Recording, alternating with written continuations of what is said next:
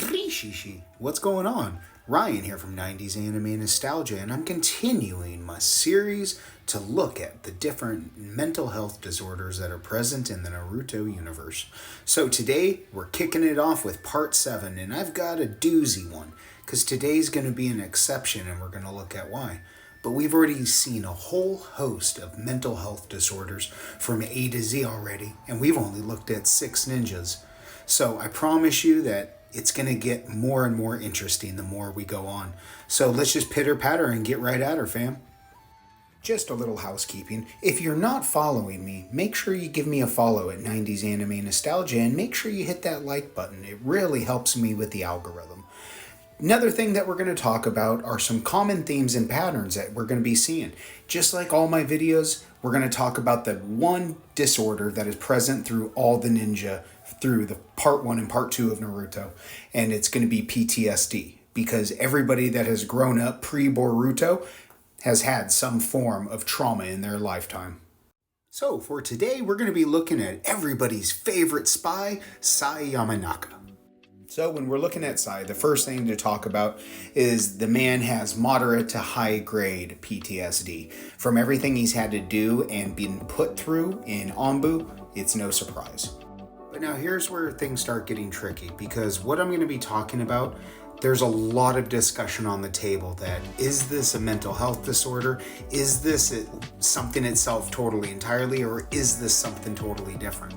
So moving forward, I am just going to be as sensitive and careful as I can when discussing this topic.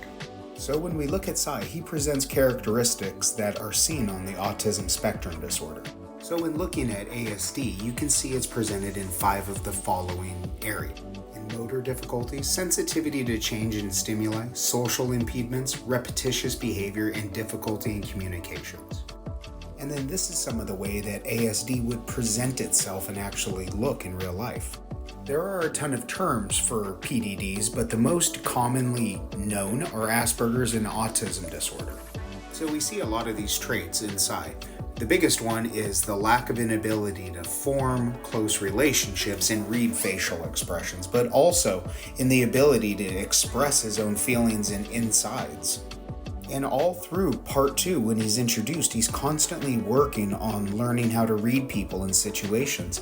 And even when Naruto and Sakura ask him about the drawings in his journal, he expresses that he doesn't give the drawings titles because he doesn't feel anything for them. I think one of the biggest points that I want to hammer home that I haven't talked about is mental health disorders or autism does not mean that you can't live a healthy and fulfilling life, as we see with Sai, who by the end of it has worked on himself and grown and gone outside his comfort zone, and he's had meaningful relationships with Sakura, Naruto, everyone in his squad. He's looked upon in the village, and he even has a beautiful relationship of his own, which is just a great thing with Ino. I think that's a great point for the Naruto series, is that even with disorders, you can overcome anything through hard work. So listen, that's a wrap for me, but I really hope y'all enjoyed today's video. Please be good and be rad and be weeby, fam.